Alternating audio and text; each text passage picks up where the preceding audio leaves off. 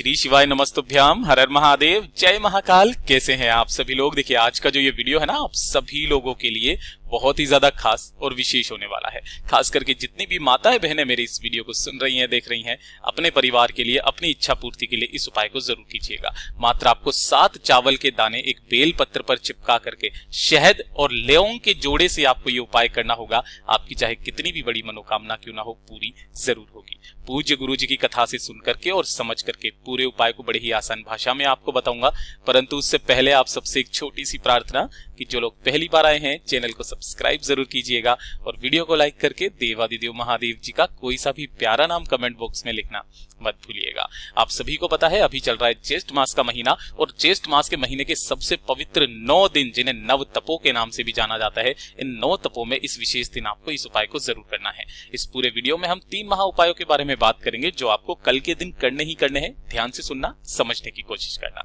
सबसे पहले बात करते हैं पहले वाले उपाय की। देखिए पहला वाला जो उपाय है वो किन लोगों को करना है, ध्यान से सुनिएगा। देखिए अगर आपके घर में धन को लेकर के कुछ समस्याएं बनी हुई है, किसी भी तरीके की समस्या, घर में धन बढ़ नहीं रहा है या अनावश्यक खर्चा बहुत ज्यादा हो रखा है, व्यापार अच्छे से नहीं चल रहा है, परिवार में सुख शांति समृद्धि नहीं है ना, क्लेश बहुत ज्यादा होता है, संपदा की वृद्धि नहीं हो रही है। पूज्य गुरुजी ने तो यहां तक कहा कि जिस घर में सुख शांति समृद्धि ना हो, कलेश ही कलेश होता होना, वहां पर कभी भी माता लक्ष्मी जी का वास नहीं होता है।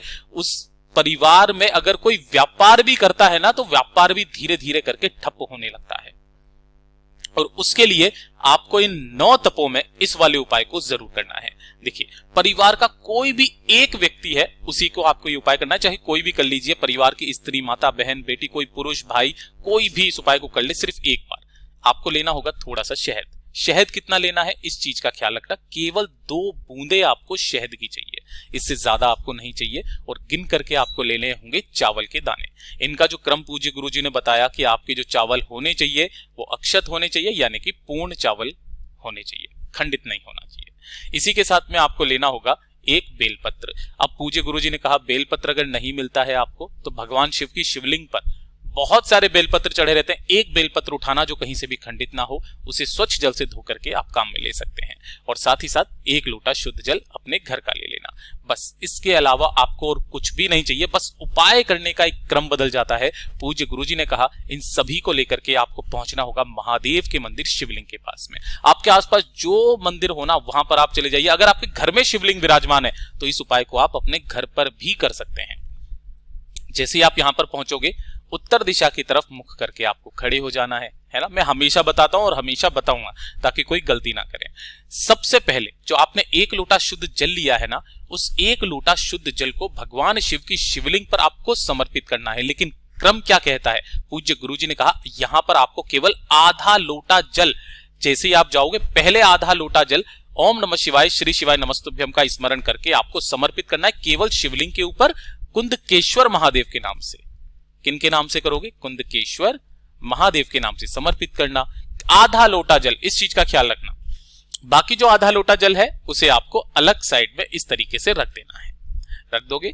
इसके बाद में जो आपने एक बेलपत्र लिया है ना, इस एक बेलपत्र की जो बीच वाली पत्ती है, इस बीच वाली पत्ती पर आपको पूरे पर लगाना है शहद। ठीक है। और शहद लगा करके इसी बेलपत्र की बीच वाली पत्ती पर, शहद के ऊपर ही आपको यहां पर जो 7 चावल के दाने लिए हैं, उन 7 चावल के दानों को इस जगह पर आपको रख देना है। बीच वाली पत्ती पर आपको रख देना है, चिपका देना है। ठीक है। अब अपना दाहिना हाथ खोलना है ना, जो आपका राइट हैंड है उस राइट हैंड को खोलना और इस बेलपत्र को आपको इस तरीके से अपने हाथ पर रखना है कि डंडी आपकी तरफ रहे और बीच वाली पत्ती आपकी बीच वाली उंगली पर रहे, और जो चावल के दाने वो आपके ऊपर की तरफ होने चाहिए, अभी कुछ इस तरीके से। ठीक है। अपने दाहिने हाथ में रख करके अपनी कामना, अपना नाम और गोत्र बोल करके, है ना, जो आपके हृदय की बात है, घर में धन, संपदा, वैभव, सुख, शांति, समृद्धि, क्लेश, व्यापार, जिसकी आप कामना कर रहे हो उसकी कामना करके इसी हाथ से आपको शिवलिंग पर इसे समर्पित कर देना है। किस तरीके से, ध्यान रखना कि चावल के दाने नीचे की तरफ चले जाएं, उल्टा समर्पित करना है। डंडी रहेगी जलाधारी की तरफ, बीच वाली पत्ती का मुख रहेगा आपकी तरफ। समर्पित कर देने के पश्चात जो बाकी का आधा लोटा जल है इसी बेलपत्र के ऊपर फिर से वापस कुंदकेश्वर महादेव जी के नाम से समर्पित करोगे। ओम नमः शिवाय, श्री शिवाय नमस्तुभ्यं पंचाक्षरी मंत्र या षडाक्षरी मंत्र का स्मरण करते हुए, और जो भी जल बहता बहता जलाधारी से नीचे की तरफ आएगा, थोड़ा सा जल आपको यहीं पर रोकना है। रोक करके इसे लेकर के अपने घर पर जाना, अपने व्यापार स्थल पर, अपने घर के स्थल पर, जहां पर आपका घर है, घर की चौखट पर, वह जिस जगह पर भी आप इस जल को छोड़ोगे उस जगह पर महादेव की कृपा आपकी होने लगेगी। पूज्य गुरु जी का बहुत अद्भुत और अचूक उपाय है, जरूर कीजिएगा। बात करते हैं दूसरे वाले उपाय की, और दूसरा वाला तो उपाय आपको चूकना ही नहीं है। ये सबसे ज्यादा विशेष उपाय है इस ज्येष्ठ मास के महीने में करने वाला।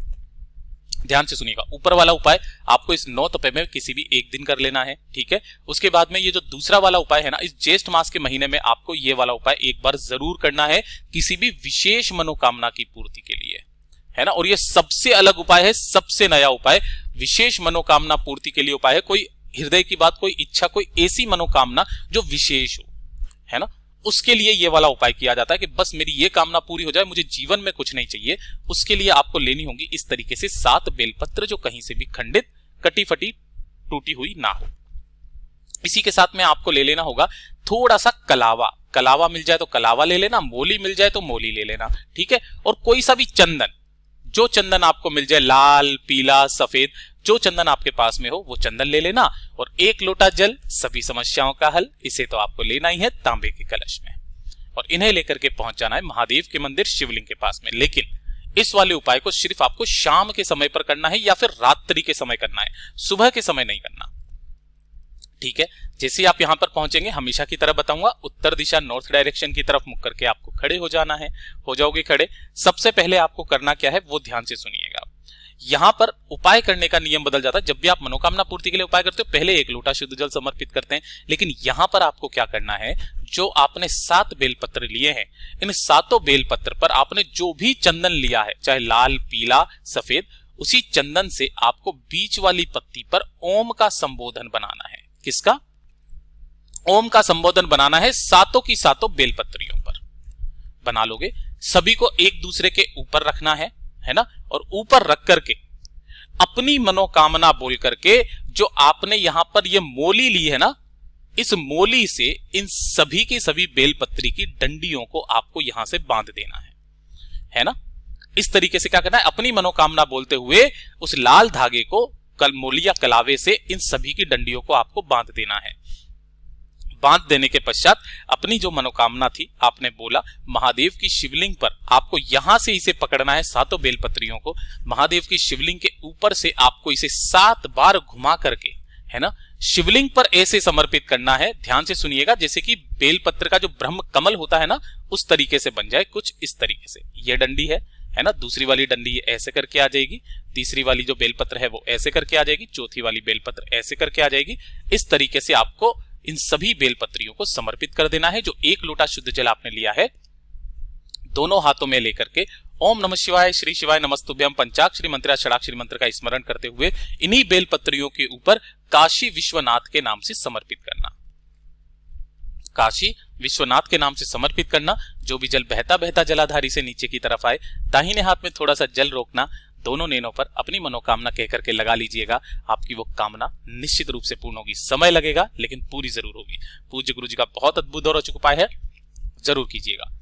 बात कर लेते हैं तीसरे वाले उपाय की। और जो तीसरा वाला उपाय है ना, ये आपकी घर की सारी समस्याओं का एक उपाय, घर की सारी समस्याओं का एक उपाय है ना। अगर आपकी कोई कामना भी पूरी नहीं हो रही है ना, तो आपकी वो कामना भी पूरी होगी।